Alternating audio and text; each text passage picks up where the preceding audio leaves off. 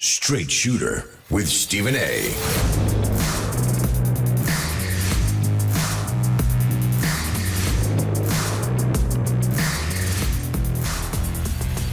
What's up, everybody? Welcome to the latest edition of Straight Shooter with yours truly, the one and only Stephen A. Smith, coming at you as I love to do every week, every Wednesday night from 6 to 8 p.m. Eastern Standard Time over the airwaves of Sirius XM, POTUS Radio, channel 124. The number to call up, as always, is 866-96-POTUS. That's 866-96-POTUS, 866-967-6887. I can't wait to talk to y'all today. I was looking so forward to this show because I wanted to say to the American people, I wanted to say that you hear the footsteps of the Democratic Party creeping up on you. Do you hear the footsteps? Because if you don't, you should.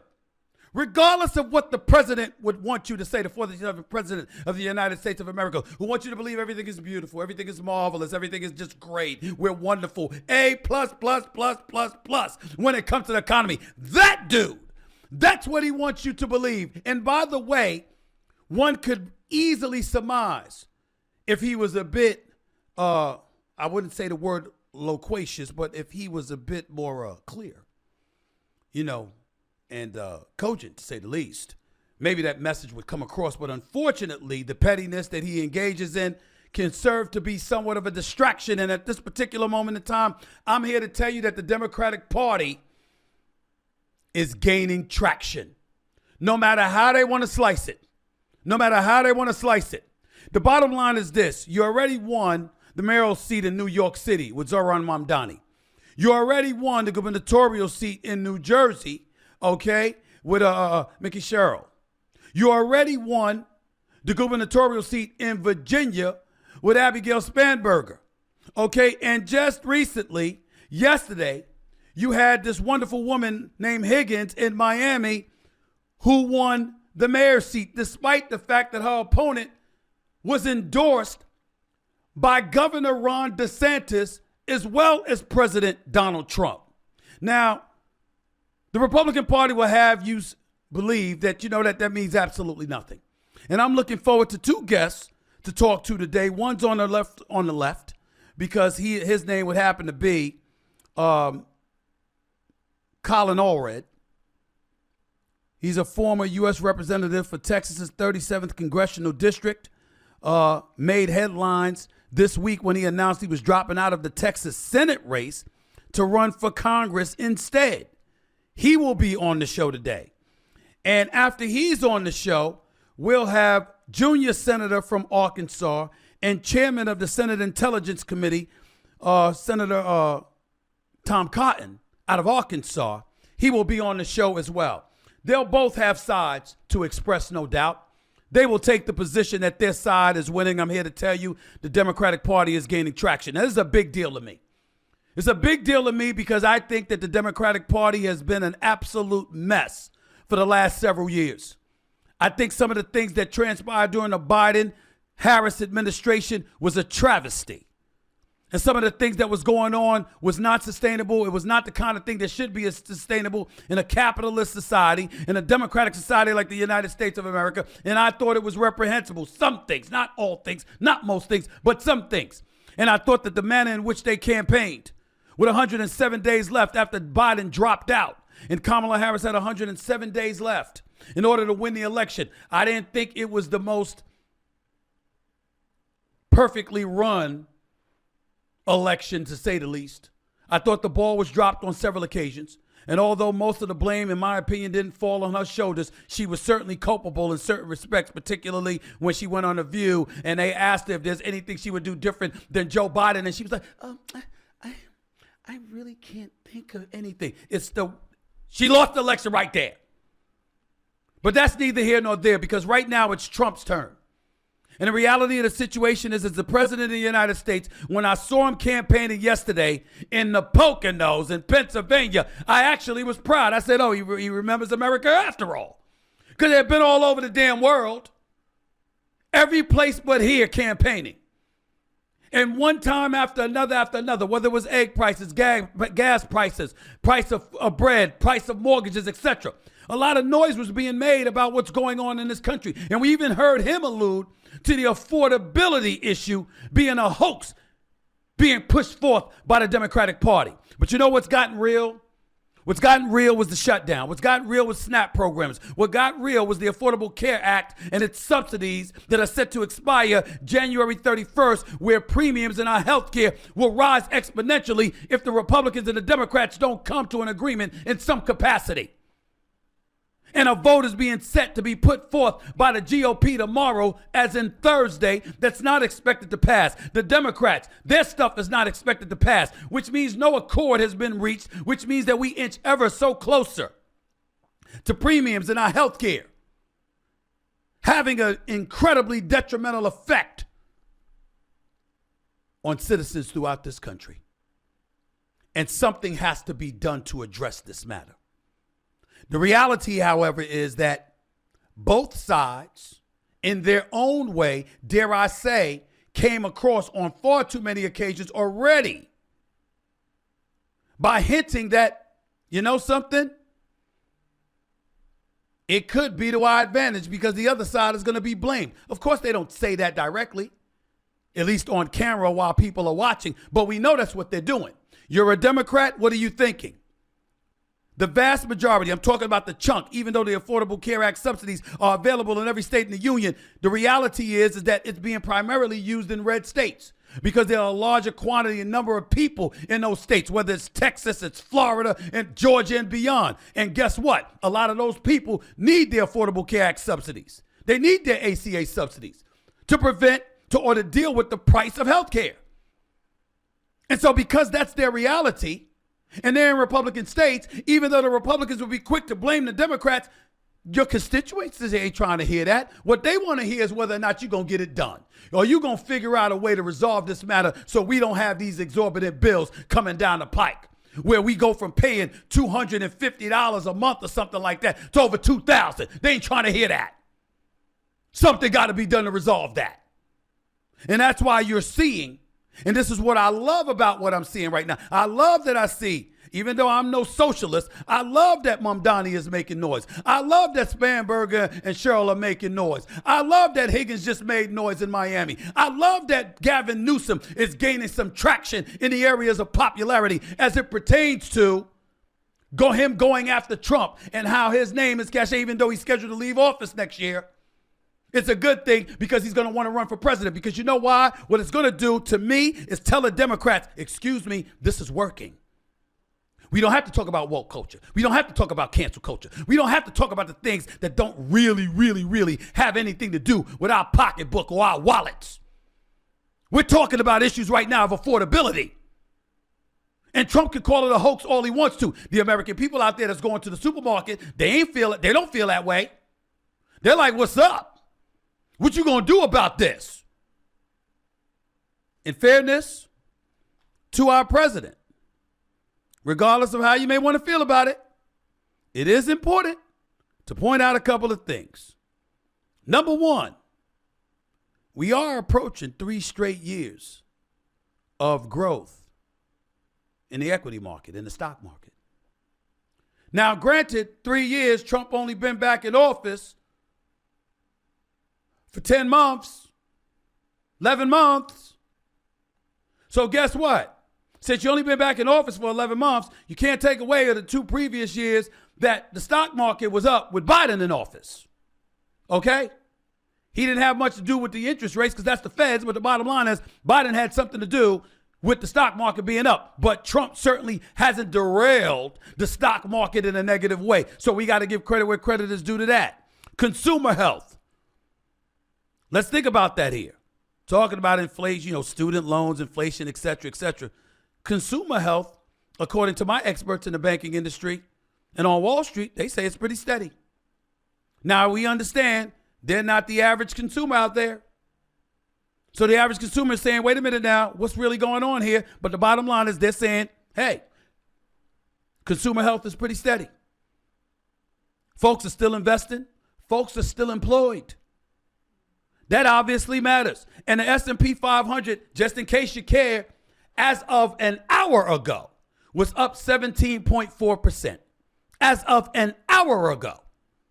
And oh, by the way, when you consider consumer debt, because that's something a whole bunch of people pay attention to, almost 70%, specifically 67+% of the debt that consumers have in this country is their residential mortgage, which means that you have a home, which means that it's gaining equity, which means that in a roundabout way, your value is elevating.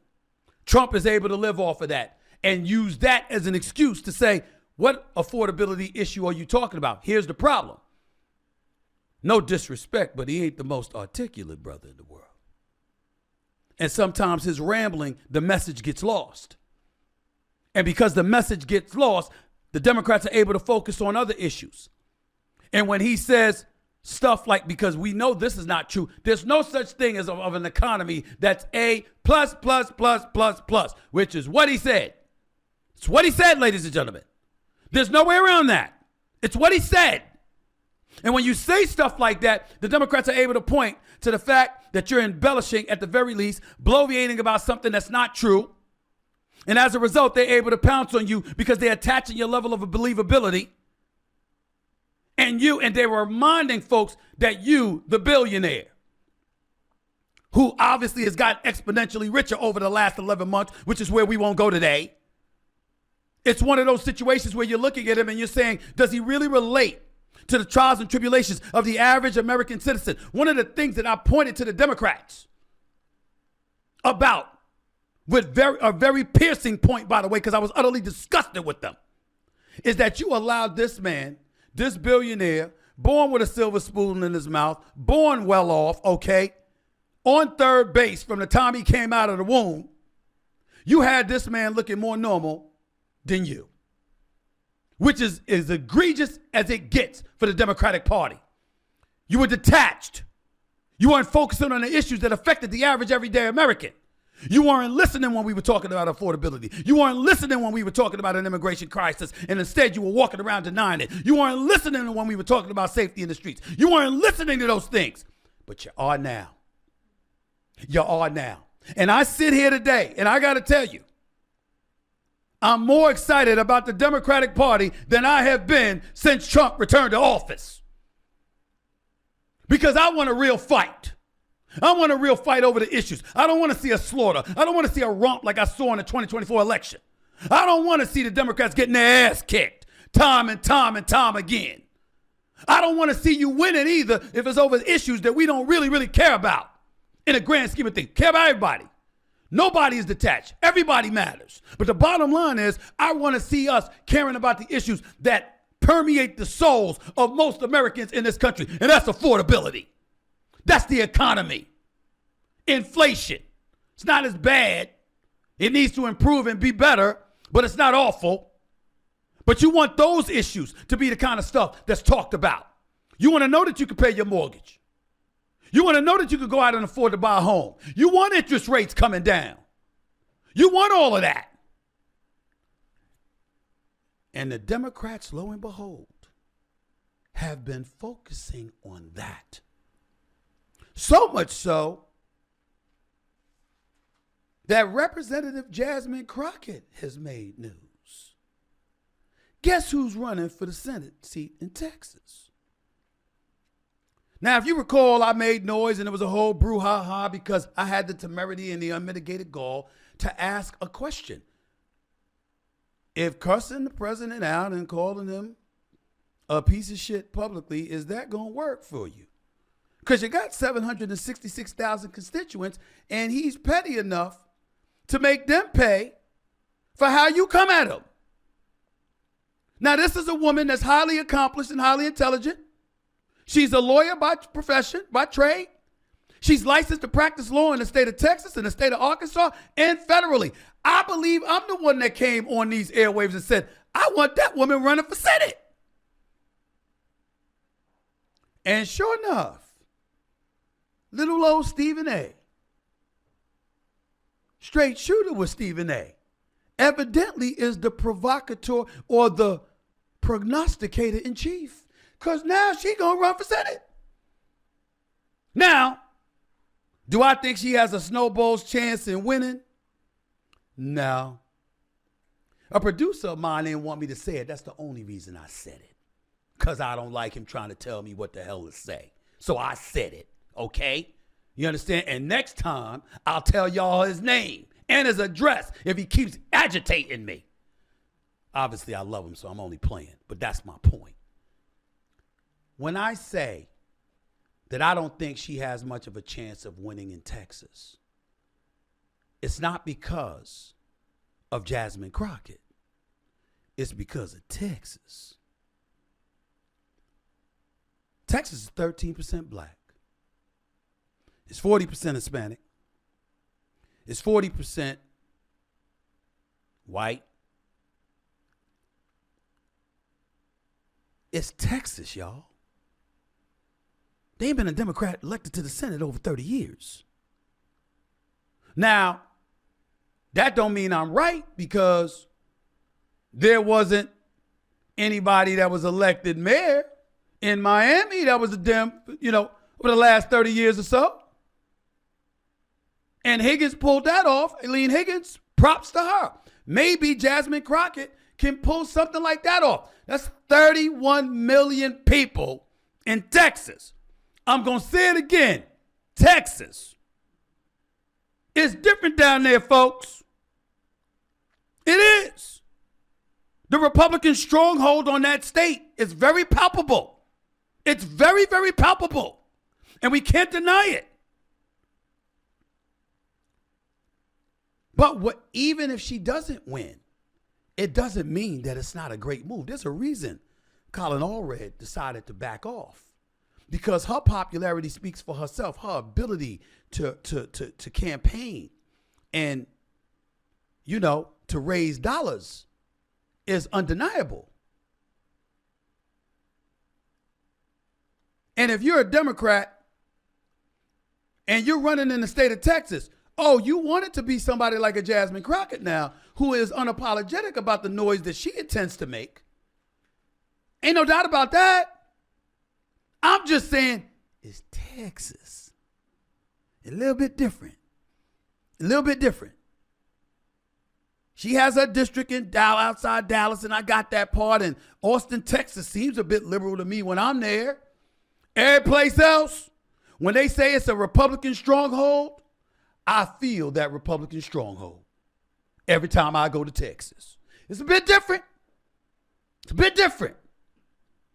And as a result of that, it's going to be an incredible challenge. But the beauty of Jasmine Crockett running for the Senate seat in Texas is that it certainly won't quell her popularity or stymie it in any way. It'll only grow. Her ability to raise dollars is also an incredible asset. And as her cachet grows, and her ability to raise money exponentially grows, she'll be that much more influential. And because she's that much more influential and she'd be somebody to be reckoned with, it'll be a plus for the Democratic Party for the 2028 elections. A few months ago, I thought the Democratic Party was dead in the water. I thought it was on a fast track to nowhere, devoid of any kind of leadership whatsoever, devoid of a national voice, talking about issues that the average American citizen could give 2 cents about in the grand scheme of things because they had their own problems. Now, regardless of what the Republicans try to say and try to deny, I feel something different percolating. I feel like, okay. All right, Gavin Newsom, I don't like your affordability. I think California, the only thing you falling back on is a weather tax because Lord have mercy, it's expensive as hell to live here. But the weather's so beautiful.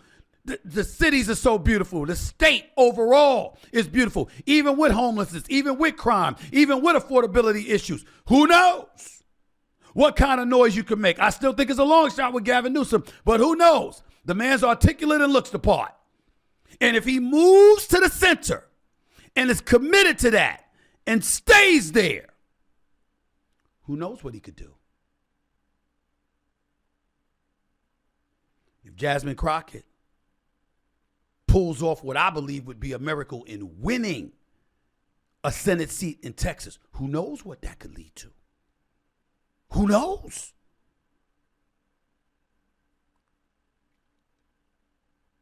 You got Hochul in New York as a governor. You got Cheryl and Spanberger coming in New Jersey and Virginia, respectively. Mom Donnie's already been to the White House. And he ain't even in office yet. He's mayor-elect of New York. He ain't even in office yet. And we know what Trump did in Florida, in that area in Miami, during the election. They weren't supposed to lose. But even when DeSantis and Trump supporting Eileen Higgins' opponent, Mr. Gonzalez, it didn't work. She still won 59 rather to 40%. Change is coming, y'all. Change is coming. I'm not saying I'm completely sold on it by any stretch of the imagination, but the romp that I anticipated that was taking shape within the world of politics as it pertains to general elections and what have you, suddenly I'm seeing light at the end of the tunnel. The Democrats seem to be sensing what this is all about. Stick to the issues of the Affordable Care Act. Highlight how the Republicans don't have a plan and you did. Stick to the issue of affordability. Stay away from that identity politics and woke culture and all of that. Stay away from it. Just stay away from it. Stay away from it. Don't even bother with it. Because it's not a winnable item for you. If they listen, if they hear me, they might have a chance. And Trump knows it. And so does his team, which is why they were out campaigning in the Poconos yesterday. He's hearing the footsteps. The Dems just might be coming. And obviously, he can't help himself. So his rhetoric and his dispositions and his willingness to be chaotic and to be insulting to a lot of folks out there, particularly with what he has said about some of these women, is the kind of thing that makes folks say, we really don't need this. It ain't going to make them vote for the Democrats in favor of his successors, the J.D. Vances and the Marco Rubios of the world, or even potentially a Ron DeSantis. But it's possible that he can turn them off enough, turn folks off enough to ensure that whether it's the Senate or the House or both, that Democrats regain power in 2026. And if that happens, all bets are off. That's why he was in the Poconos yesterday. That's why he was in Pennsylvania yesterday. He's hearing it. And so are a whole bunch of Republicans worried about their own futures on Capitol Hill. I don't mind it at all. Not even a little bit. 866-967-6887 is the number to call up. That's 866-96-POTUS. You are listening live to Straight Shooter with Stephen A. Up next, Colin Allred, looking to be a representative out of Texas in the House of Representatives for the United States. He's a Democrat. He's up next, right here with Straight Shooter with Stephen A.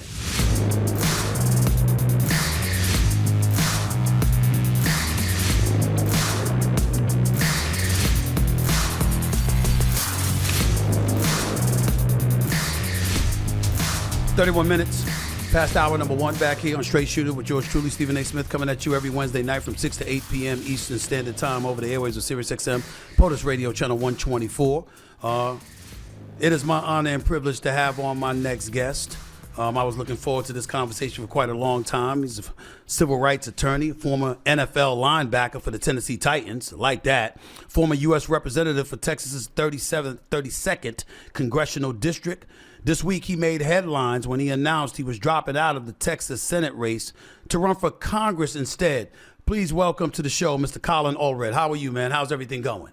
Hey, Steven, I'm good, brother. Thank you for having me on. I appreciate Man, that. please, it's my pleasure. It's an honor to have you. Honestly, I've been waiting to talk to you. Let me ask you this. I'm just looking at some of my notes here, right? And I'm thinking about when you ran against, for the Senate seat against Republican Ted Cruz, obviously. You garnered about 45% of the vote. I'm reading here you received about 5.5 percentage points more support in the state of Texas than Kamala Harris did when she was running for election. I'm thinking about in excess of $160 million you both raised. You certainly was an incredible fundraiser as well.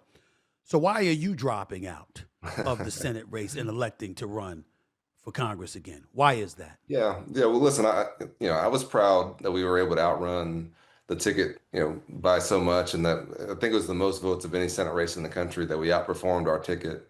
You could also say that Ted Cruz underperformed his ticket, I guess. Okay. But and I know you've had him on the show as well.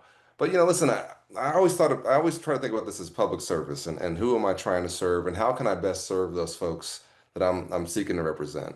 And the way it was working out with the Senate race was that it was going to become a long drawn out brutal not only primary but in Texas if you don't get 50% of the vote you have to go to a runoff. That's 2 months later. And so I just thought that was not going to serve the people who I'd met around the state, who I'd developed a trust with and a relationship with, who, when I would speak with them, they would open up to me about their lives, tell me all the things they're concerned about. And I was thinking about them and thinking, what's the best thing I can do for them? And I think it's to continue to serve, but in a different way, and to make sure the party stayed united and had a chance to be successful in November, but that I could serve my hometown in Congress when we've lost congressional seats because of this gerrymandering. That would make my voice even more important. I think I have a strong voice, particularly one now where I don't feel like I owe anything to anybody. And I'm ready to make sure that we take on what I consider to be an out of control president, but also to tell some hard truths to the Democratic Party about some of the things that I think we have to do better, particularly when it comes to talking to working people. Yeah, but I would ask the question that I would push back by saying this. Your popularity is pretty significant.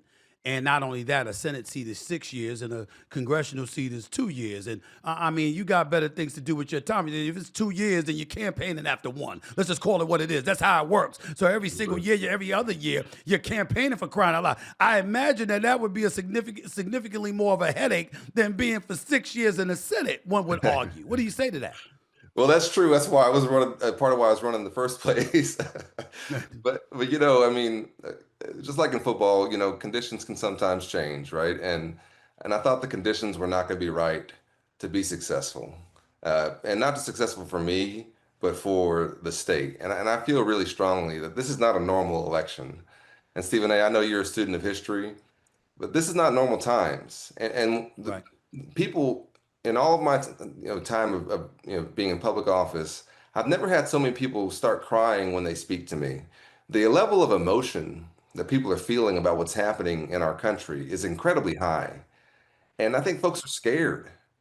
I think they're scared, and I think they're wondering, does anybody see me? Does anybody actually care about me, and what's going to happen next? Because every day it's like something new, and I really felt like had a chance to be a stabilizer and to be somebody who could put my ego to one side and say, how can I best represent my state, the folks that I grew up around in my hometown, and then also make sure that we don't have a party that just spends all of its time tearing itself apart and then has no ability to effectively run a general election.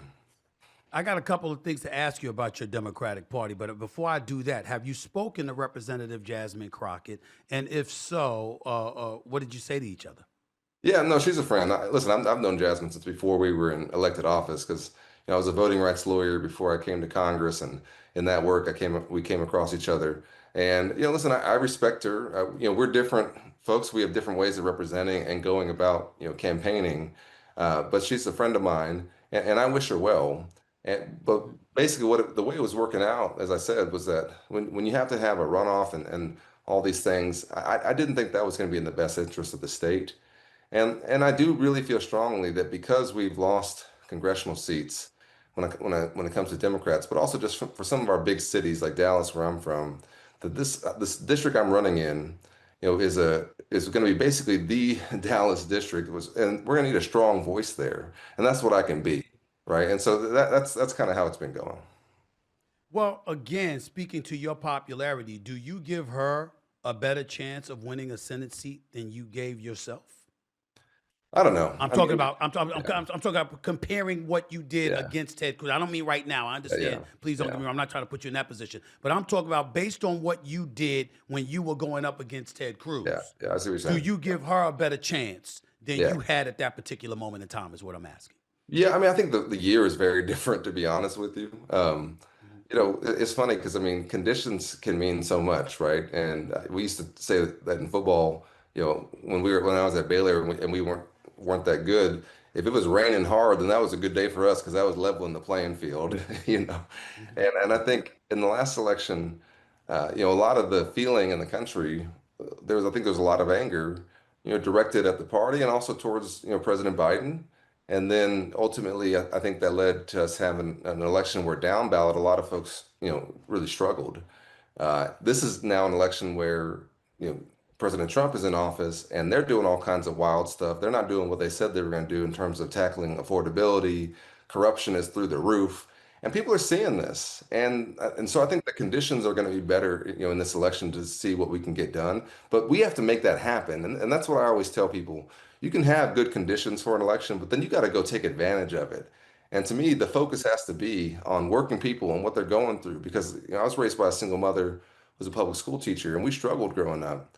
And I know what folks are going through right now when they don't know if they can afford all their groceries for the week. And I think, Stephen, you've talked about some of that too. And so like, we need to speak to that and how we're going to address what folks are going through because they're working hard, they're doing the right things, and they see other folks who are openly corrupt who are getting ahead while they can't.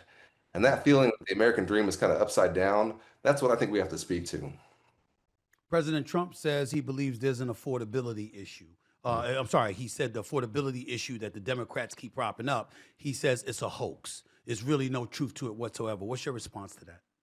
Yeah, I mean, I, listen, what I wanted to do in this election was go directly to working people. And so, because I've always thought about how my mom could not go to a political rally in the evening because she was working.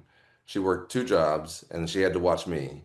And so, what I wanted to do was go to working folks. And so, I've been going to construction sites, to restaurants, to grocery stores, high school football games, wherever I can go to talk to folks directly. And let me tell you, folks know that they're bringing home less than they were. They know that they're working harder in some cases than they ever have been. And they know that they feel like they can't get ahead, like they're stuck in place, right? And that feeling, what you want to call it an affordability crisis, if you want to call it an opportunity issue, whatever it is, it's very real. But what they also know, and I think we have to say this too, is they see people who are openly corrupt, who are just saying, I'm just going to give, okay, I want to get influence with the president. I'm just going to, contribute to the ballroom, right? And they see that. And I know folks might think that working people aren't paying attention, but they are. And so they recognize that they're not getting ahead, but these folks are. And I think that's what we have to speak to, that this Well, corruption is out of control, that it's making it harder for folks to get ahead, but that also that this has gone on for far too long, but that it's been made worse by some of these conditions that we're facing right now. And so now we have to have a real conversation of where are the areas where we can lower costs and increase opportunity. This guy doesn't get that because he's got a gold toilet. I mean, when has he ever worried about affordability? Right? I mean, and so this is not an issue that he understands, but it is one that I do, and I can tell you, there's a lot of folks I've heard from who believe and who know that it's an issue for them. what about the argument that the Republicans will make that inflation, while it may still be an issue and something that needs to be addressed, is still being outpaced by salaries that are earned? Like, for example, that it's outpacing inflation to some degree. I've heard Republicans actually making that argument. Yeah, we have to address that. We have to make sure that that doesn't get out of control. But the dollars that we're bringing home still outpaces inflation. What do you say to that argument that they make? People don't feel that way, and I think the data supports that they're right, right? And it depends on the field, and it depends on the area, because what if you're talking about on average? Well, if you're working in AI and data centers, then yeah, you're probably doing a lot better.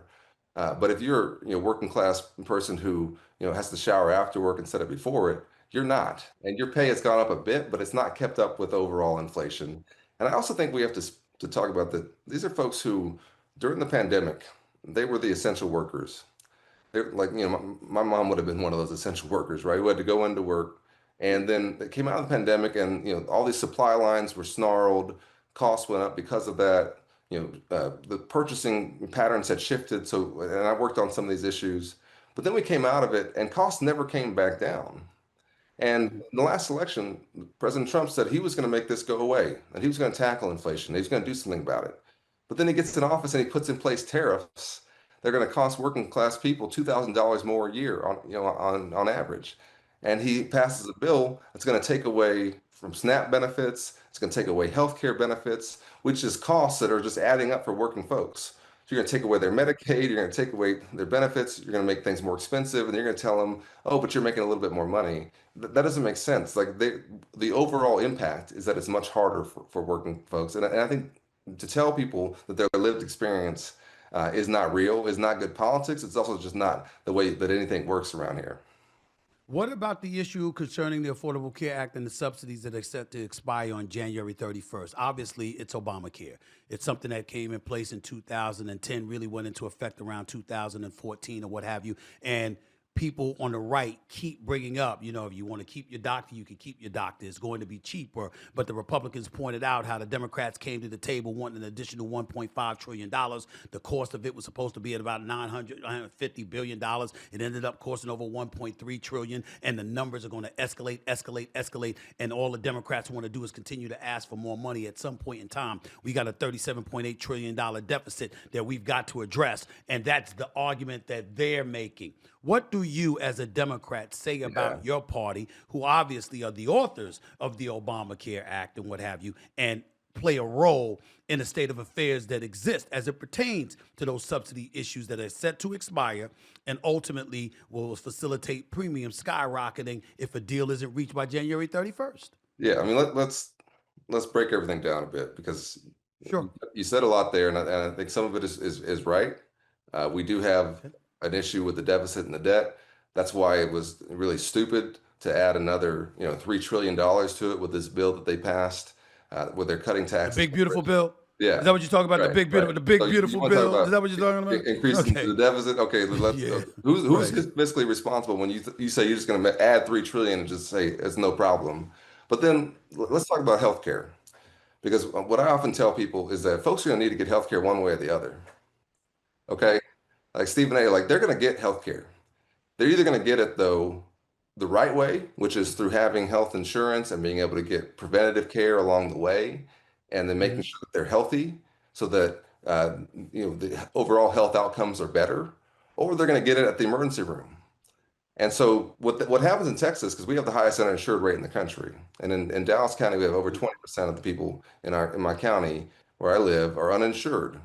So what happens is they're going to show up at the hospital with an ulcer that is burst that now requires a surgery.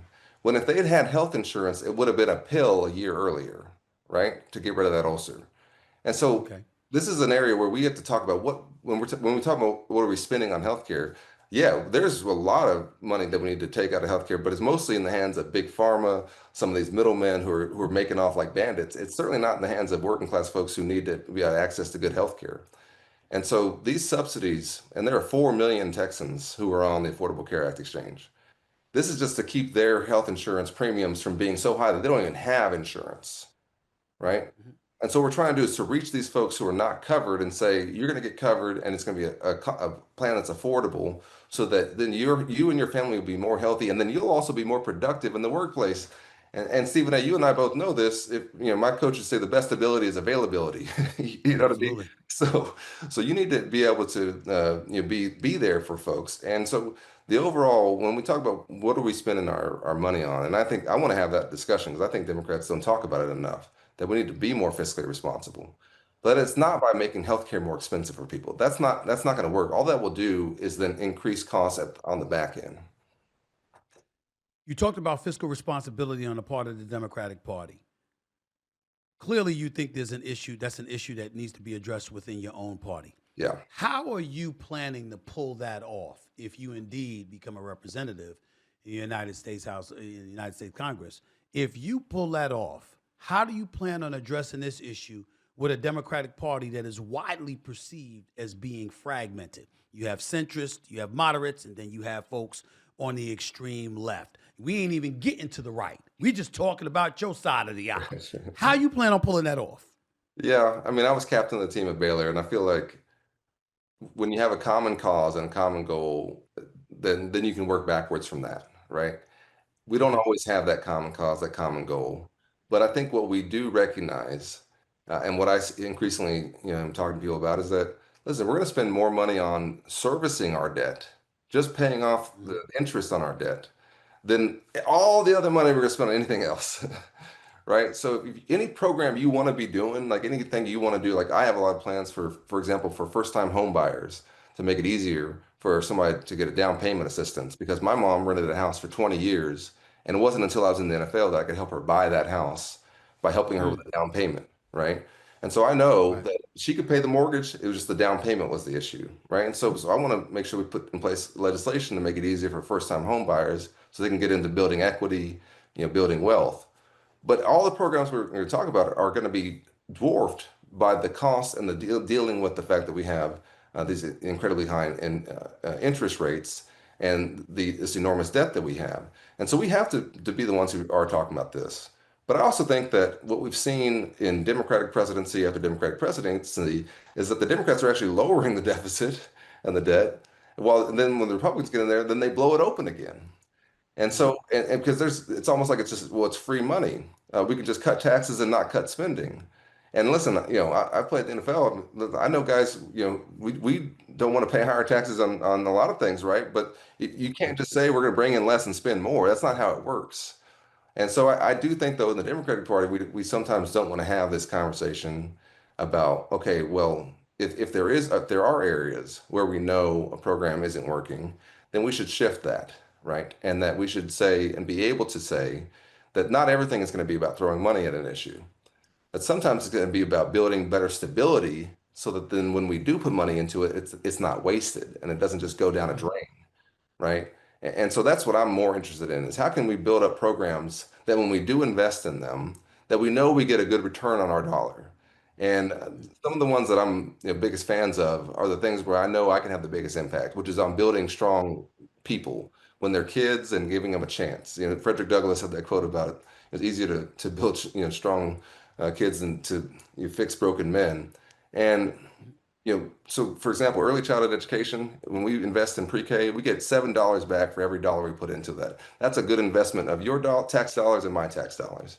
But when on the back end, when we're dealing with, for example, uh, some of the programs that come along with folks who are really struggling, then sometimes if we had provided better opportunity on the front end, then that back end cost would have been less, right? And so that's where I think we need to shift our priorities and make sure that we have our most focus on.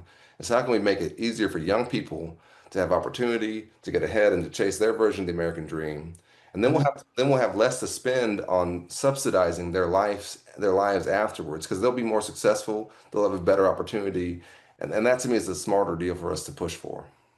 Okay, so that's talking with your own party on your own side. Yeah, How are you going to pull this off on a bipartisan level? Because you're going to need their assistance, at least at this that's particular true. moment in time. Yeah, yeah. Chances are you're going to need their assistance come 2028 at least. How do you plan on pulling that off on the bipartisan side? You've had to deal with folks on the right. You know how they roll. Yeah. How you going to pull that off? Yeah, I mean, it's- I've always been somebody who works well across the aisle. I think it's probably because of my football background. Like, I don't approach people all crazy, and I approach them with enough respect so they know that if I'm asking them about it, that it's a real situation that we can actually work on. And I've actually had some big wins when I was in Congress with the Trump administration, particularly for veterans and working on things like paid family leave. And so I recognize that there's going to be areas where we can agree. But what I have seen from this administration in particular is a complete just kind of lack of regard for some of these baseline investments that make it easier for folks, like I said, to have those opportunities. They've closed down the Department of Education. Okay, you don't like what the Department of Education is doing, change it. But you can't just say I'm gonna get rid of it, right? Because you know what that does? That's who administers the Head Start program, which does pre-K. That's where we also train and retain our best teachers.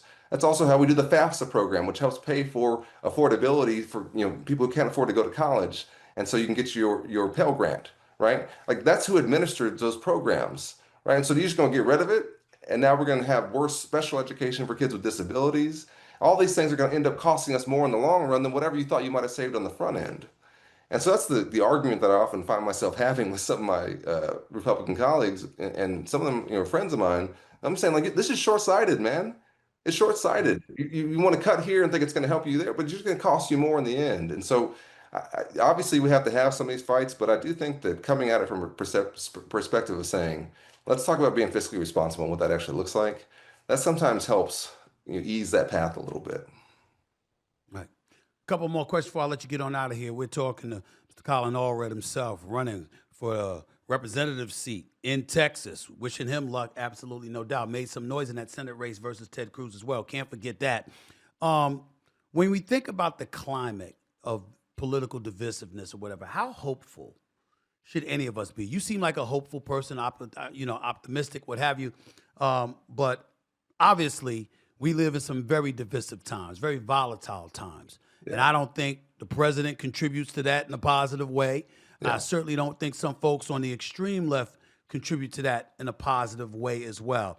I know it may seem some way along the lines of the same question. It's relatively rhetorical or repetitive rather, but I'm just of the mindset. I'm trying to figure out how can you get both sides to at least pay attention to the importance of giving a perception that we are trying to work together to reach a resolution. Because I think that one of the things that contributed to the divisiveness in this country are the politicians themselves appearing to be so damn divisive. 100%. Your thought, the real answer to that question. I only got a couple of minutes left. Please answer. Okay, yeah, no, absolutely. And I think you're right. And I think we got to fix the incentive structure. And I think, you and I both know that if you're going to if you go down a certain path and then you get paid for it and you get more attention, you're going to keep going down that path. And I think what we've seen is that social media in particular, but also our politics as a whole, cable news has encouraged some of the worst impulses in our elected officials. And if you do those crazy things, then you're going to get more attention. And then you get more attention and then more attention. And then all of a sudden you're sitting there thinking, hey, man, I must be doing something right. And the whole time you're just destroying the country. And I'm sick about it because, I always see it as kind of like elections as sort of like training camp where we're competing against each other.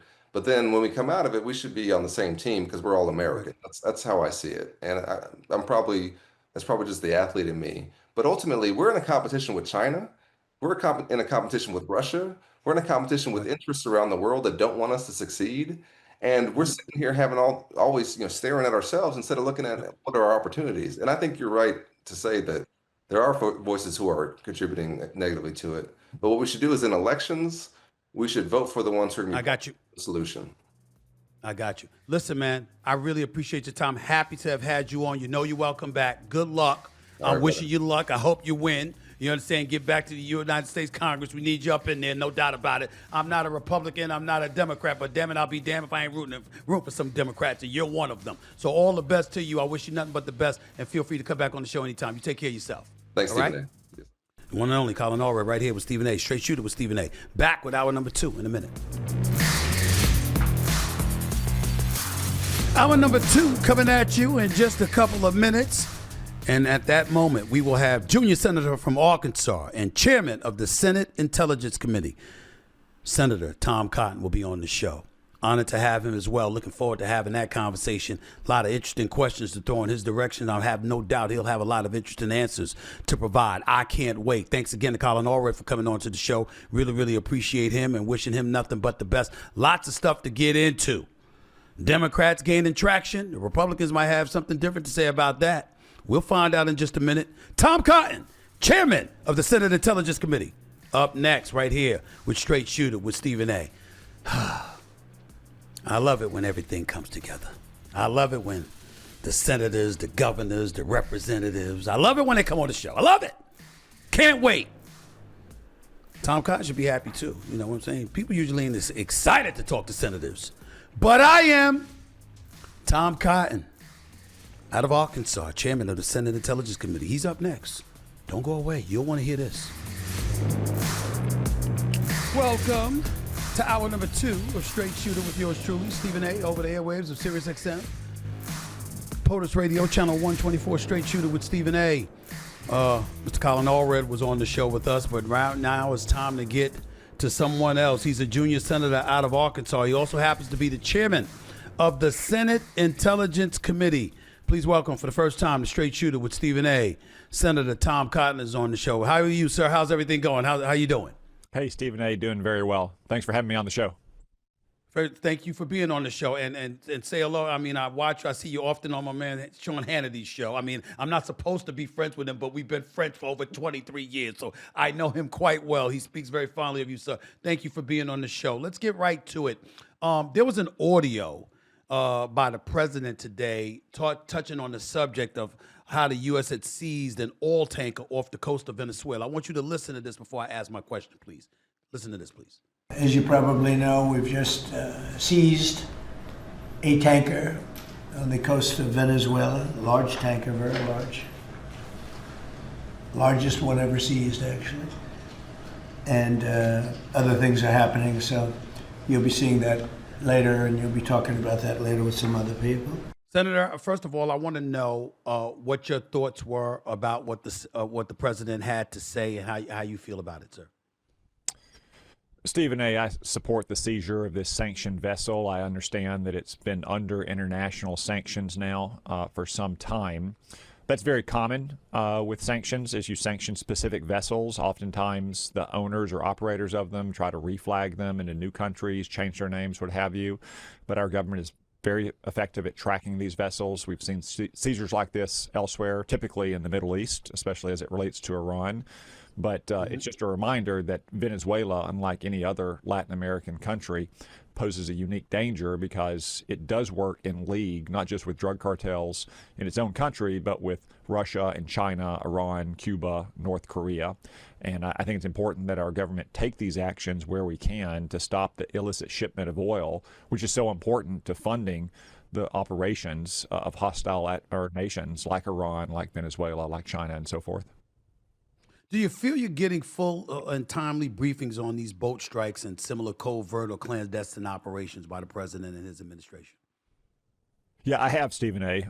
As you said, I'm the chairman of the Intelligence Committee. I'm part of what's known as the Gang of Eight, which is the senior Republican and Democrat on both the House and Senate Intelligence Committee and the Republican and Democratic leaders in both the House and the Senate. We just had another briefing yesterday with Marco Rubio, Pete Hegseth, John Ratcliffe, the director of the CIA, and General Dan Kane, the chairman of the Joint Chiefs. Not just on the issue of these boat strikes against drug cartels operating mostly out of Venezuela, but on any issue of great importance to our national security. I'm also a senior member of the Armed Services Committee. Sometimes the briefings come through that committee because it's purely a military operation. But I do feel that I'm fully briefed and kept apprised, and that's one reason why I'm supportive of these operations, try to protect our country. And most of the members of the Congress, too, even if they aren't proactively reaching out to them for these briefings, have the opportunity to meet with administration officials, to question them, to review legal opinions, and so forth. Well, I'm interested. I'm so glad that you said all of that and you explained everything that you're doing. And I thank you for that because I'm not coming from a position like I know, because I don't. And I see a lot of people talking on the air as if they do know, particularly as it pertains to the administration and a lot of things that are going on. So I just want, for clarification purposes, I want to know, have there been situations where the committee was notified too late or not at all? Some of the things that we hear all over the airwaves, permeating the airwaves or what have you, this administration is doing things and operating independent of our government, you know, in terms of the Senate, the House, etc.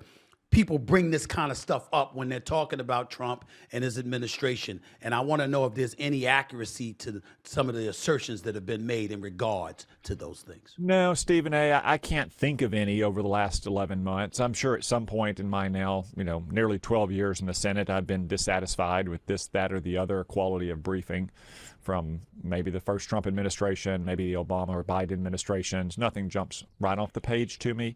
There are occasions when I think administrations are reluctant to share information beyond the smallest core of our elected members of Congress, like the Gang of Eight, because they're worried about leaks. Because when you share it with the members of Congress, you also share it with a certain number of their staff. And in the most sensitive and exquisitely protected and compartmented programs, I think any administration has some concerns of that. I would add, though, that Marco Rubio, in his role as the National Security Advisor, and John Ratcliffe, in his role as director of the Central Intelligence Agency, both used to be members of Congress, and they sat on the intelligence committees. Marco was the chair of the Intelligence Committee. So I think they both have a very good perspective around the president, advising him about what the thinking of a member of Congress is, and especially what the thinking of maybe a backbench or junior member of Congress may be. And I think they've been healthy voices inside the administration to try to find ways to make sure that it's not just the Gang of Eight that has this information, that the elected members of Congress can perform the duties that their constituents expect them to. Obviously, you can't share every sensitive piece of information with every member of Congress, but I do believe that Marco and John are doing a very good job of trying to lean forward and keep Congress informed beyond just the Gang of Eight or beyond just the Intelligence and Armed Services committees. Now, you've served under multiple presidents, and I want to know, in your opinion, is Trump's approach to intelligence oversight different in any meaningful way from other presidents that you've served that you obviously worked under, or does it fall along the lines of the same in your mind? If I could quibble a little bit with the way you phrased that, Stephen A., I think it was Tip O'Neill. When someone said Tip O'Neill had served under 8 presidents, he made the point that he didn't serve under presidents; he served with presidents. That's right, exactly. With president, I apologize, sir. That's why I tried to couch it. But you're right. Go ahead. My bad. Go ahead. I serve under and for the people of Arkansas. I serve with the president and with my colleagues in the Senate and the House. No, I think the president's approach to intelligence has fit his style and the way he wants to operate. Every president is different. Every president's going to take their intelligence briefings differently. Some want to read a document in advance. Some want to talk it through with their staffers. Some more appreciate visual aids, videos, images, charts, graphs, what have you. I think the president every day, I know almost every day, is working with Marco Rubio, working with John Ratcliffe, Pete Hegseth. I think his approach to what our intelligence committee or community produces is perfectly appropriate. And I think he, like every other president, sometimes disagrees with them, and that's fine. You know, I've read thousands of intelligence assessments, and almost none of those assessments say this is 100% certainty. They speak in terms of confidence, whether we have low, moderate, or high confidence. And when you're talking about certain extremely sensitive subjects that our foreign adversaries want to keep from us, you can't do much better than that. I mean, Vladimir Putin and Xi Jinping don't just pick up the phone and speak on an open line about what their next moves are.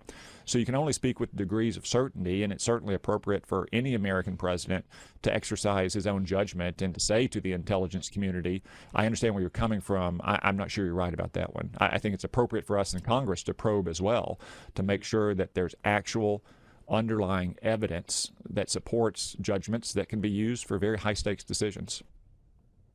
You support the president, I get that, and obviously Pete Hegseth is under him, the secretary, the defense secretary of the United States of America. You went on Meet the Press this weekend and said you have 100% confidence in Secretary Hegseth after the Signal Gate report on the September 2nd double-tap boat strike in Venezuelan waters that killed 11 people. Do you still stand by that, and if so, why?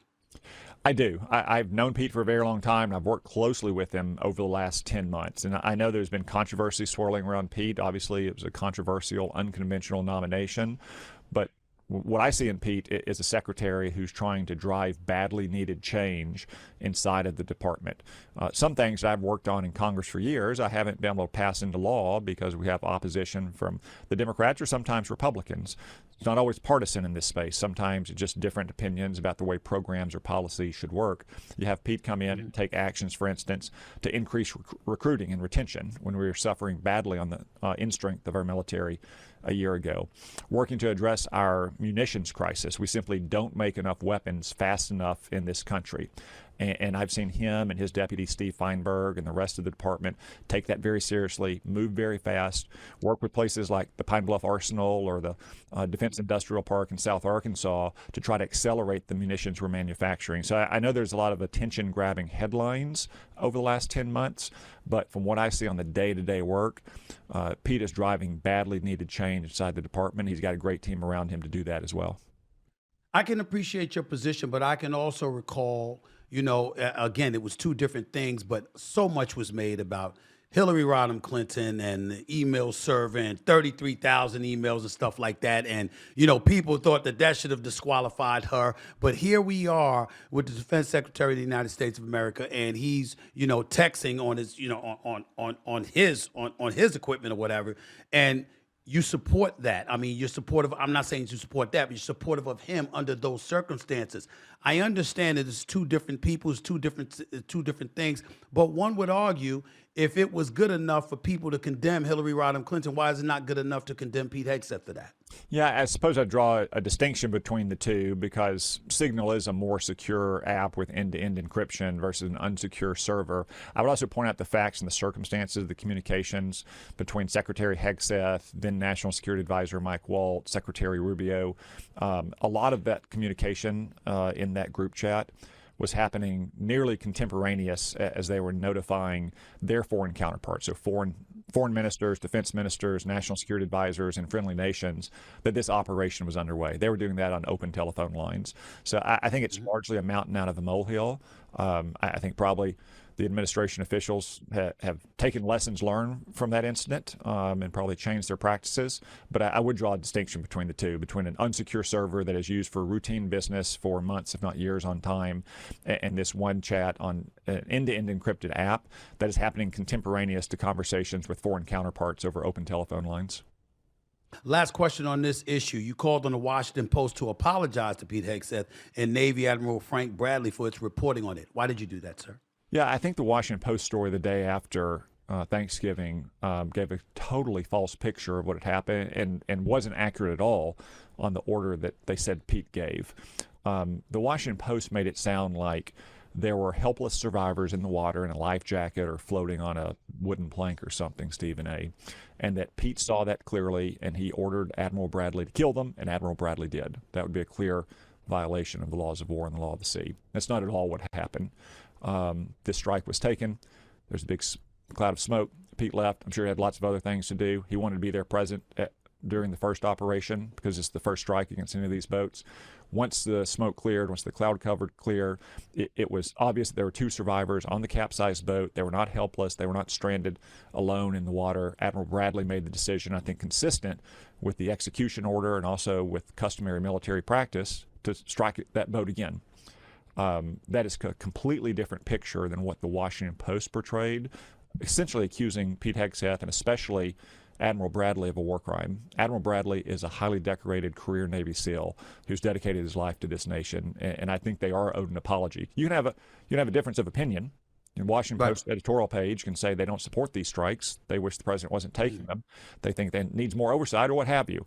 But I think accusing a man like Admiral Mitch Bradley of a war crime is a bridge too far, and that he's owed an opinion. He's owed a debt of gratitude by all Americans for what he's done for 30 years for our nation.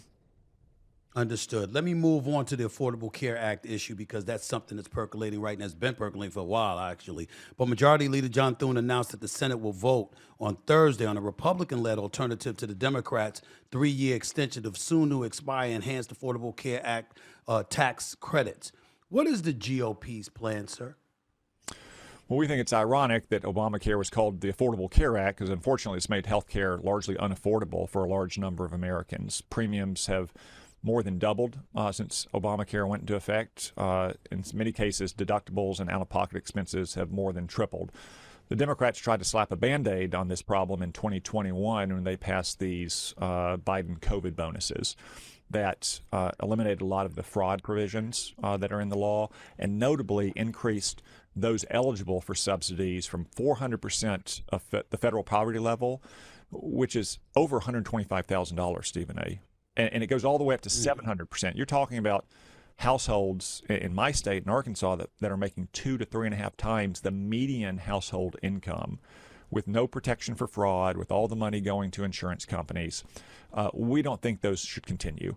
What we want to do is try to address the affordability problems that all Americans have with their health insurance. To give you a sense of scale, about 165,000 people in Arkansas get their health insurance from Obamacare. About 10,000 of those make more than 400% of federal poverty, make more than $125,000. 1.4 million get their health insurance on the job. They've seen increases in their health insurance 10, 15, 20%. About 700,000 get it from Medicare. Increases in Medicare this year about 9 to 10%. Medicaid, we have about 800,000 people on Medicaid. Not many Medicaid populations pay premiums. Some do. They've seen some increases as well.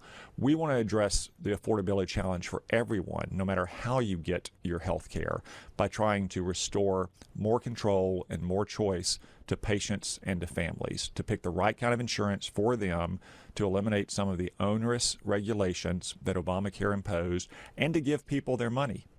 Rather than giving money directly to insurance companies, sometimes for people that don't even know they've been enrolled on these programs, give it to families. Let them put it in a health savings account. Let them use it as they see fit, whether it's to pay their premiums or to pay co-pays, whether it's to buy glasses or braces for the kids or what have you. We want to give families more choice in their health care. We think that'll help make it more affordable for everyone. But Senator Carter, what about the argument that when you listen, there's Obamacare, came in effect 2010, when it actually went into effect like 2014, passed in 2010. Trump comes into office in 2016. He stays there until 2020. All right, so you had a Democrat in the office, you had a Republican in the office, then Biden comes in office. In other words, there's been ample time for the Republican side of the aisle to come up with a clear plan on how to fix this thing they call a problem, which is the Affordable Care Act, which is Obamacare. So many times, the Democrats have accused the Republicans of not having a plan at all. And a lot of American citizens are saying, what's your plan? What's your plan? Trump comes out and he says, hey, we want to put more money in the American people's pocket. Well, okay, that's fine. I appreciate it. But where's the plan that's going to show that that can be executed to the advantage of the American people? What do you say to that as a member of the GOP? Yeah, well, I would invite them, one, to look at what we'll be voting on tomorrow in the Senate. But I think this is only one step in the administration and the Republican Congress trying to address the high price of health care in this country. I've taken other steps in the past, for instance, to try to get down the price of prescription drugs, especially generic drugs. I think you'll see more steps rolled out. They're trying to spread some of the costs of Obamacare more evenly across the insured population, or to allow more people to buy insurance that fits them. You know, you want different insurance when you're in your 20s and single versus your 30s and 40s and have kids versus, say, 50s and 60s, and you're empty nesters again. We think Americans should be able to make those decisions for themselves, not have the one-size-fits-all program that Obamacare so often imposes on Americans. Senator Tom Cott right here with Stephen A. Straight Shooter with Stephen A. right here over Sirius XM, POTUS Radio, Channel 124. What would you consider to be the state of the Republican Party at this particular moment in time, particularly in light of Mamdani winning the mayoral seat in New York City, Cheryl winning the gubernatorial seat in New Jersey, Spanberger winning the gubernatorial seat in Virginia? We saw what happened with Higgins, the new mayor-elect of Miami. A lot of people are looking at things right now and saying the Democrats are gaining some traction, the Republicans are losing it. Where do you stand on that? Well, I'd say first off, I try not to look at it like that in terms of a horse race. I'm still trying to think about what we can do to make life better for Arkansans and for all Americans. There'll be a time for campaigning as we get closer to the election next year, but there's still a lot of work left to govern. And in the end, I think governing well is the best kind of political campaign you can have. But second, more directly to your point, Stephen A., there's a long pattern in American politics of the party in power, having a tough time of it in a midterm. Sometimes that's been defied, but it's pretty common. You know, in 2018, we lost the House of Representatives. We won the Senate. We actually expanded our majority in the Senate. So there's no question that we could face headwinds next year in the election. Everyone's prepared for that. Donald Trump, John Thune, Mike Johnson, all Republicans in the House and the Senate. And we think the best way, again, to hold on to our majorities in both the House and the Senate, hopefully grow them, is to help make lives better for the people we represent, to put more money back in their pockets, make their streets safer, get drugs off their streets, give them better choices for their kids' education, make the country safer and stronger. That's the best way to succeed in the election next year, and that's what we've worked on so hard over the last 10 months and what we'll continue to work on over the next 11 months. It's something, listen, but you had somebody like Marjorie Taylor Greene that obviously, just announced that she'll be leaving the House in January, and she's been outspoken against the president in recent memory after being an absolutely loyalist when it came to him, which shocked a lot of people. And they're talking about how the Republican Party doesn't seem to have its eye on the ball. Like, she even challenged him. He was talking about America's first, but he's all over the place. But yesterday we saw him campaigning, and I shouldn't say campaigning, but giving a speech in the Poconos or what have you. It seems to be that he's become increasingly aware that there are things that are changing. There's a vibe that's changing in this country. What level of culpability do you attach to? What do you think? Because I know that you're somebody that supports him very, very much. But what do you think he could do better? And do you believe he's playing a role in possibly hurting the party right now, if for no other reason, because of his behavior, how he might talk to people, how he might act towards people, how he might turn people off? What do you think about all of that, Senator Kyle? Well, first, I haven't reviewed every in and out that Congresswoman Green and President Trump have said about each other in the last few weeks. It does seem to me, though, from a distance, they may not be on each other's Christmas card list this year. That's right. I think that's fair. I do think some of the differences are with the president's foreign policy, and I, for one, think the president has done very well this year, not just protecting us from drugs coming out of Latin America, but helping protect us from the threat of a nuclear Iran, continuing to support Ukraine as it fights against an unprovoked war of aggression by Russia, and trying to stand up to China. I don't always agree with the president. I've had my differences in the past with him, first term and second term. I try to work through those collegially and professionally. Obviously, we agree a lot more than we disagree. But I know that he's 100% committed, not just to working for the American people, but politically to trying to hold on to his majorities in the Congress. Because the simple fact is, with Republican majorities, we can continue to advance our agenda. I'm afraid if we lose and have Democratic majorities, you may see 2 years of nothing but investigations and maybe multiple impeachments if the first term is any predictor of the second term. I wanted to ask you this because I know you just brought this up. You said there are things that you disagreed with him about. Inquiring minds want to know. I want to know what you've disagreed with President Trump about, if you don't mind telling me. I'd like to know. I think my audience would like to know that. We don't hear too many Republicans saying, we disagreed with Trump on something. So when somebody says it, that's news to me. I want to know what those things were, if you don't mind telling me, sir. Oh, sure. I mean, it's no secret that I opposed something called the First Step Act back in the first term. I thought it was a bill that was going to release criminals from prison who shouldn't be released, that they were a danger to our society. They might go on to commit future crimes. The president, I think, was maybe somewhat lukewarm on it, but there was a lot of people in his administration pushing hard. In the end, it got passed with large bipartisan majorities. I think that was a misstep. The president's been, in my opinion, very strong on crime, cracking down on it in this term. But that's one example of something I disagreed with him on. I would contrast, Stephen A., the first term to the second term. Okay. And how so?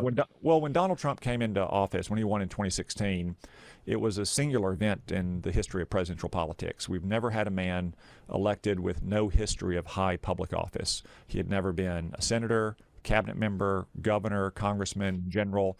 And that meant that he had not had long-time experience in public life with a large group of people around him who had been colleagues, co-workers, aides, and what have you. I mean, just contrast it to George Bush 43, who came in not just with all the people that knew him and worked with him in Texas, but his father's network as well.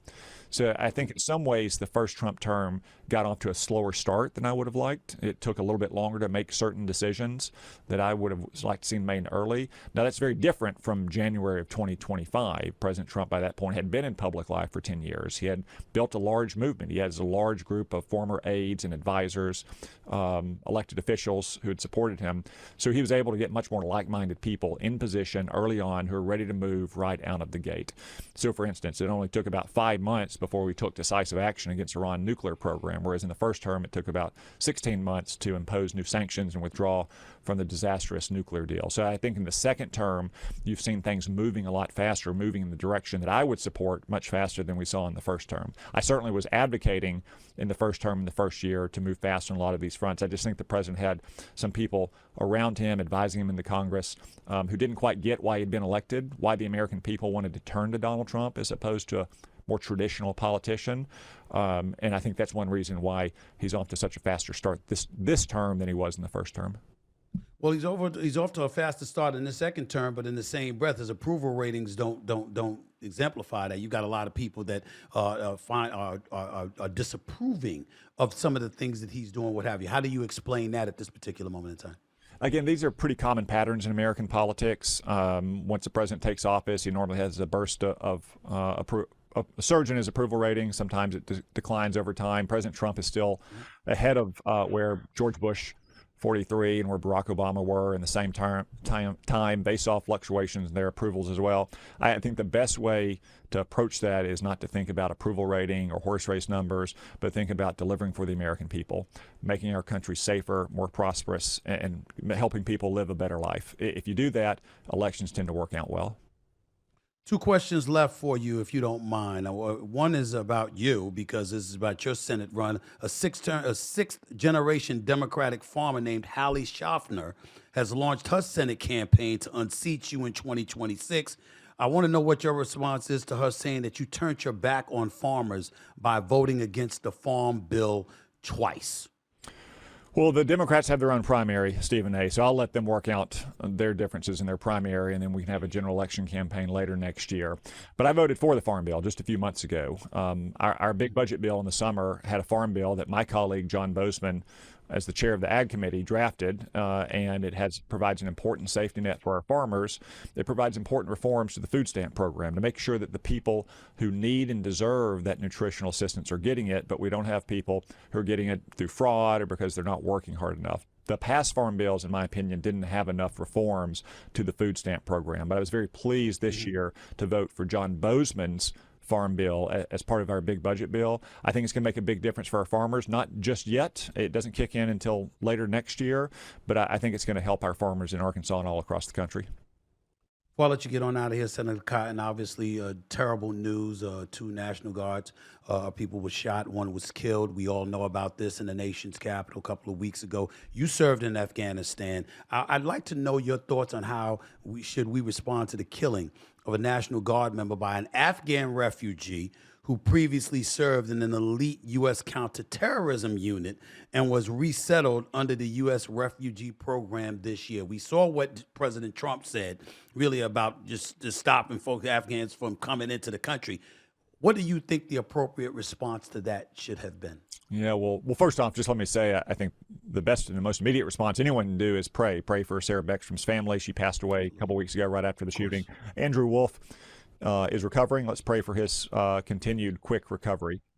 I think we need to take a much closer and more careful look at all the Afghans who are rushed out of Afghanistan during the collapse in 2021. I think it's important for your listeners to know that when you talk about so-called vetting, it's very hard to do that in Afghanistan. I mean, it barely has governing institutions. What our intelligence officers, what our military considered vetting to make someone safe to work at the gate on our bases or work as an interpreter is a very different and much lower standard than what you would expect for vetting someone to come to this country, to live in our communities, to go to our schools, and ultimately become an American citizen. I think we need to take a much closer look at every person that we admitted to this country. And if they're not safe and we can't verify that they're safe to be here, then they need to go. Now, I understand the argument that if they go back to Afghanistan, they're going to be killed by the Taliban. Well, we have, fortunately, a lot of partners and allies around the world who have been open to taking Afghans that were coming straight out of Afghanistan. I think that's something the Trump administration will probably want to open a dialogue about with other countries who are partners of the United States, who depend on us in many ways. If these people can't live here in the United States and we can be 100% certain that that our communities are going to be safe, then we've got to take action. I know it was going to be my last question, but I promise you this is going to be it, because I have one more, because I open my mouth constantly lamenting the fact that it doesn't appear as if folks are willing to work across the aisle. And one of the things that I'm big on is that when there's vitriol coming from both sides of the aisle, it scares the American people, because if y'all can't come together, or y'all appear to not be able to come together, then that frustrates us, because the next thing you know, we're fighting in the streets, for crying out loud, because our leaders, our politicians, you know, they are doing that.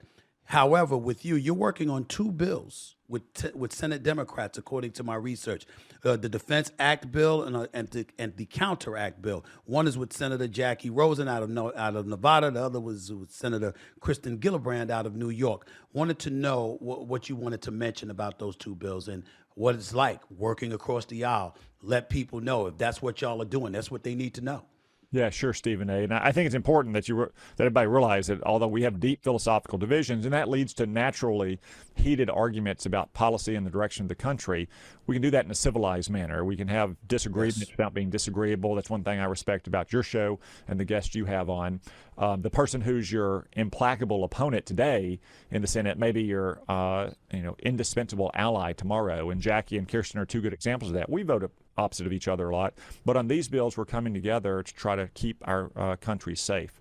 At most big sporting events, for instance, the airspace is restricted. So at Razorback Stadium, although unfortunately we're not going to be playing football anytime soon in Razorback Stadium no, you're not. Until next fall, or at Gillette Stadium with the Bills Patriots this weekend, that airspace is restricted. There's no one, though, to enforce those restrictions. Right now, only federal agents can enforce them. There's just not enough federal agents to protect every football stadium on a Saturday or Sunday in America, or baseball games, or NASCAR races, or big concerts, or political rallies. What this legislation would do, in part, is to essentially deputize state and local authorities trained by the FBI, certified by them, to enforce those restrictions, to use things like jamming or spoofing to make sure that fans who are going to go to, say, college football playoffs this weekend, if the law was already changed, will be protected from drones coming into their airspace. A second part of it is also going to protect our military bases. You remember a couple years ago we had a lot of drones of unidentified origin flying around military installations on the East Coast. Our commanders have very little authority to protect their airspace. If a box truck is barreling towards the front gate and won't stop, the guards have the authority to use lethal force to take it out. We should use the exact same force to protect our military installations from threats from the sky that we would from the ground. Jackie and Kirsten have been great partners on this legislation.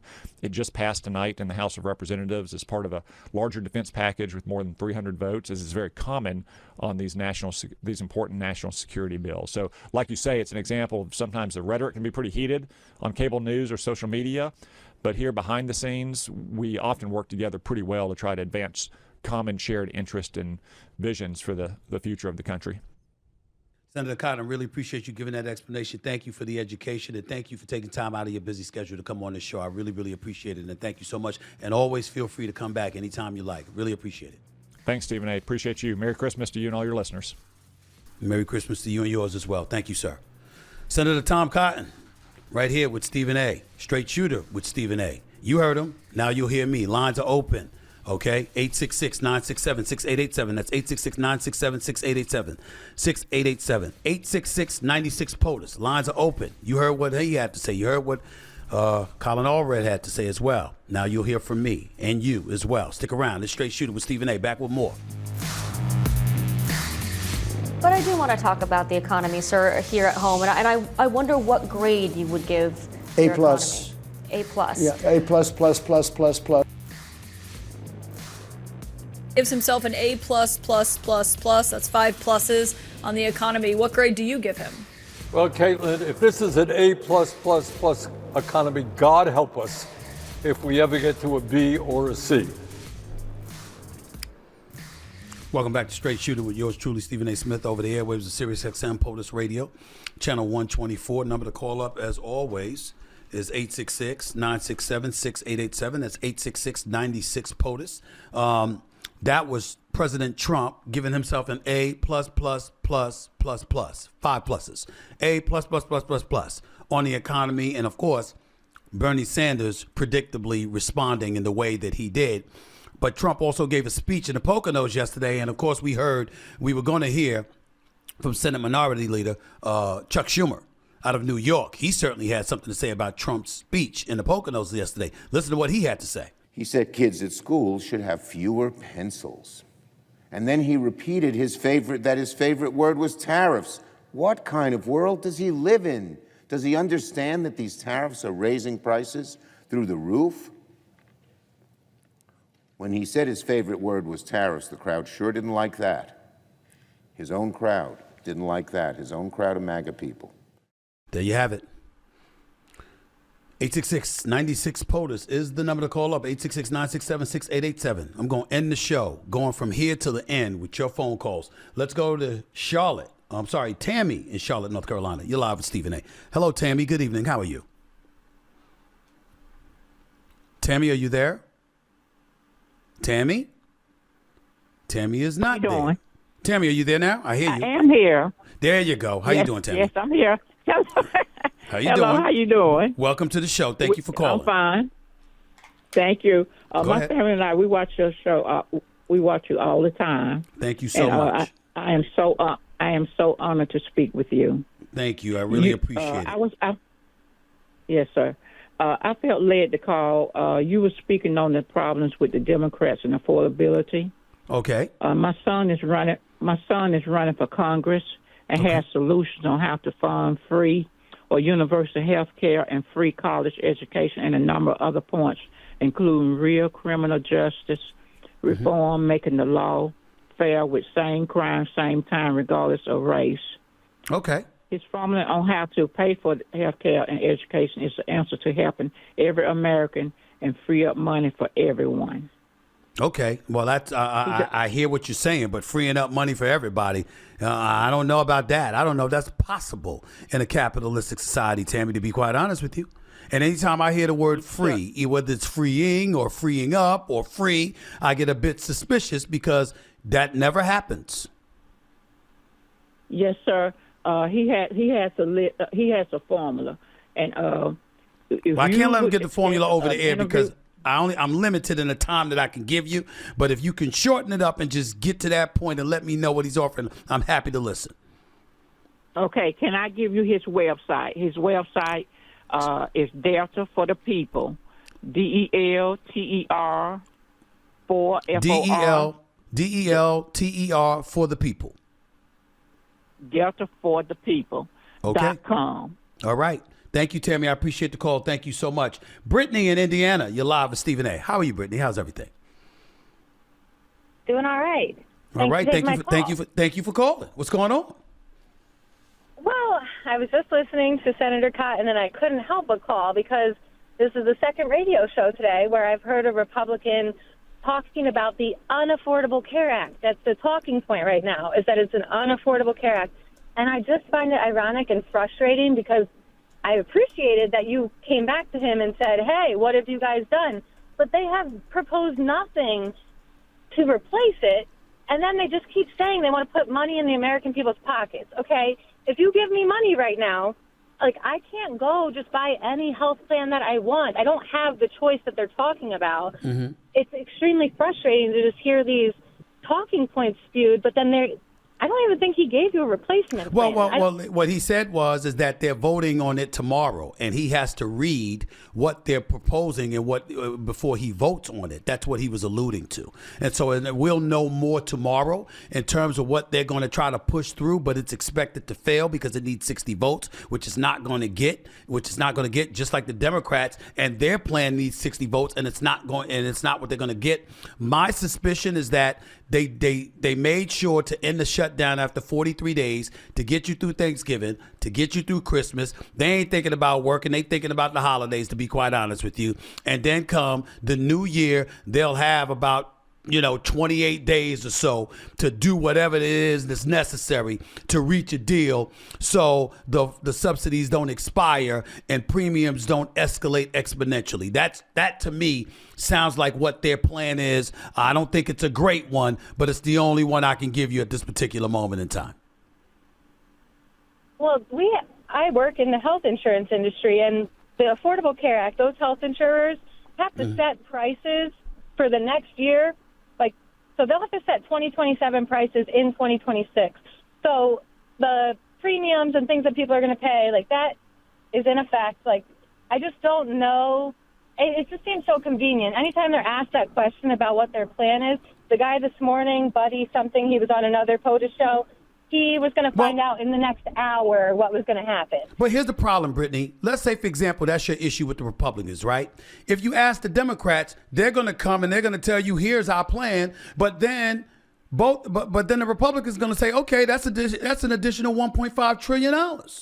And we don't have that money. So why are you coming to us presenting this? Now the Democrats are going to turn around and they're going to say, but Trump, you just put forth a big, beautiful bill, which they call a big, ugly bill, that's going to cost us in excess of an additional $3 trillion. So how do you not have $1.5 trillion for health care subsidies, but in the same breath, you got $3 trillion for whatever it is you want to include in a big, beautiful bill? It's all a mess, which speaks to your frustration, Brittany, and it ticks all of us off. It ticks all of us off, no doubt. Well, and I am for the military and our defense spending, but we have a crazy defense budget. So, but we don't talk about that. We want to take healthcare and, Well, I would say this to you. Now, you want to have a priority. I think healthcare should be a priority, but I also think our military should be a priority, because if you're not protecting this country in the interest of this country, you're vulnerable to the global stratosphere out there with a bunch of evil people who hate America and want to do damage to us. I'm all about a strong military. I got to be honest with you about that. I never complain about the investment that we make in our military. I'm not one to do that. I think it's about over $800 billion annually, but I got to tell you something. It's not something I complain about. If we got money for something, we should have money for that. That's where I'm at with that, Brittany.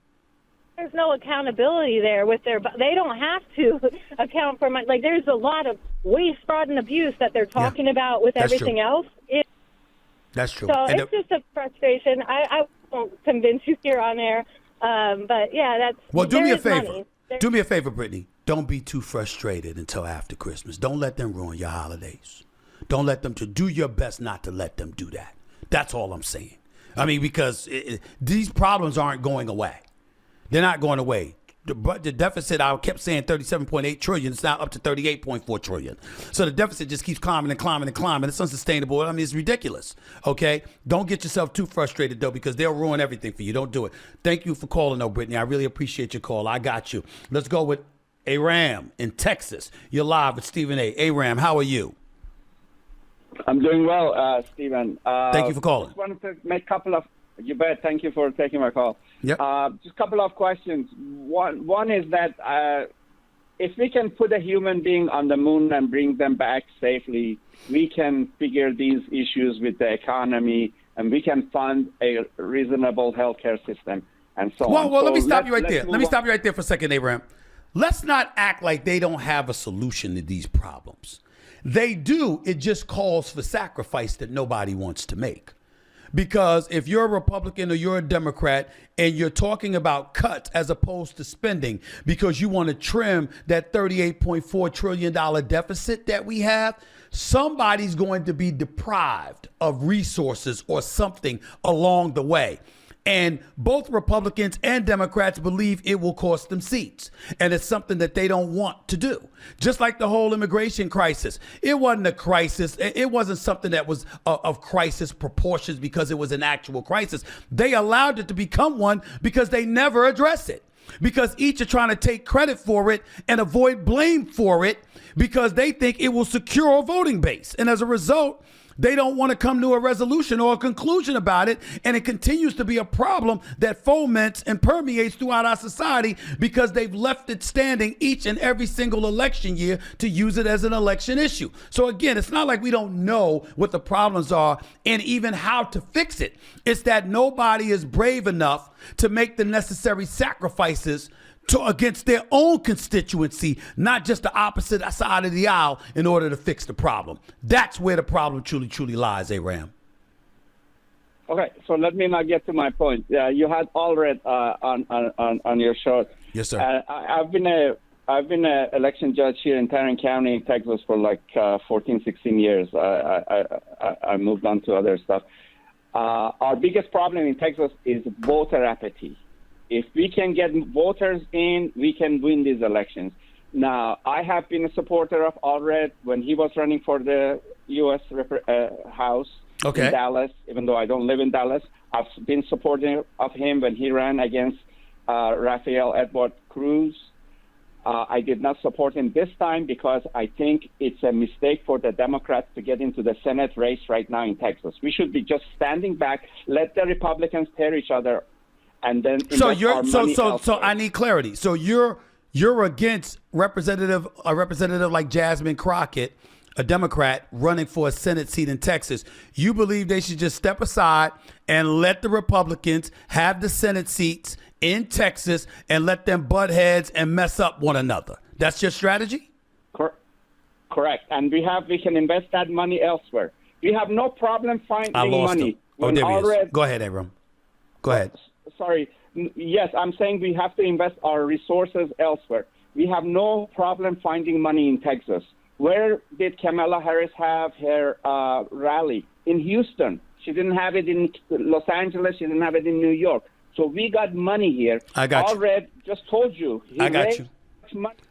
Hey, Ram, your signal is going in and out, and I got to run anyway because I got bills to pay. 866-96-POTUS. You're listening live to Straight Shooter with Stephen A. Back with more of your phone calls to close out the show in a minute. We go. Only got a few minutes left before we get on out of here from Straight Shooter with Stephen A. POTUS Radio, channel 124. Let's go to Tim in California. What's up, Tim? How you doing today? I'm all right. Floor's yours. Good. Hey, real fast. So my comment basically is, I don't think Trump cares our country very much. Something changed. It's just he doesn't care about. He wants Obamacare to fail. He's always wanted it to. He doesn't care about affordability. He doesn't care anymore. It's like he won, he's done, because he's a lame duck after 2028. So he doesn't care as much. Here's the problem. If you talk to folks on the right and you talk to folks on Wall Street, they'll tell you the S&P 500 is up 17.4%. They'll tell you that inflation is being outpaced by earnings by the American citizen. They'll tell you that the vast majority of debt is residential mortgages and stuff like that. This is what they will say to you.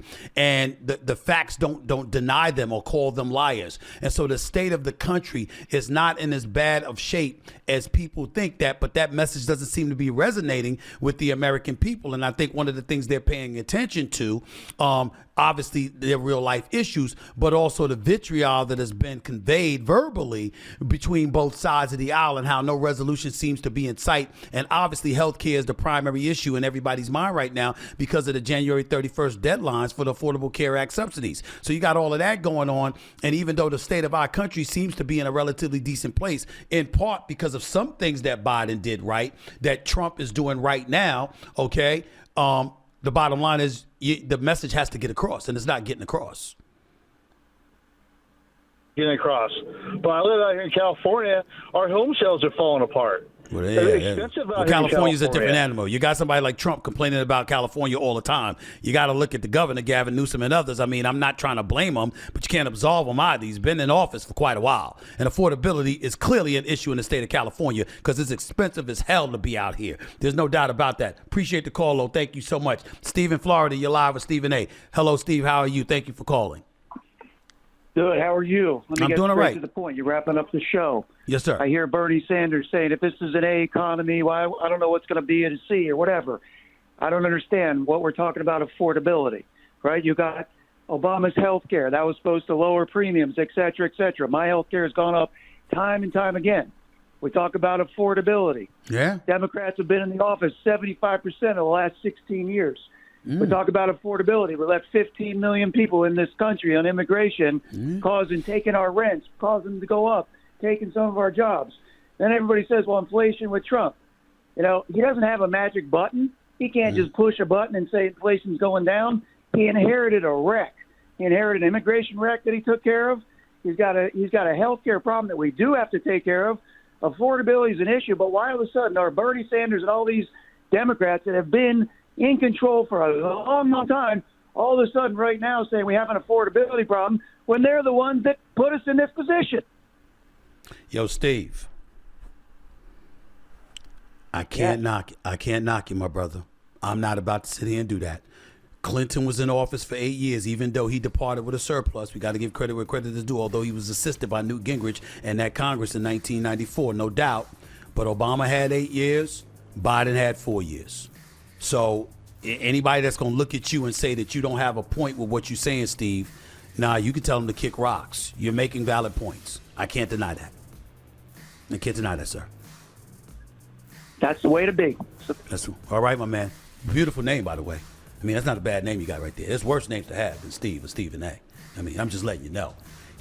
Listen, that's how a vast majority of centrist or folks on the right feel, y'all. The hard left is going to think differently, okay? But who's that next week? I'm sorry. Oh, I'm sorry. Representative Clyburn from South Carolina is on next week.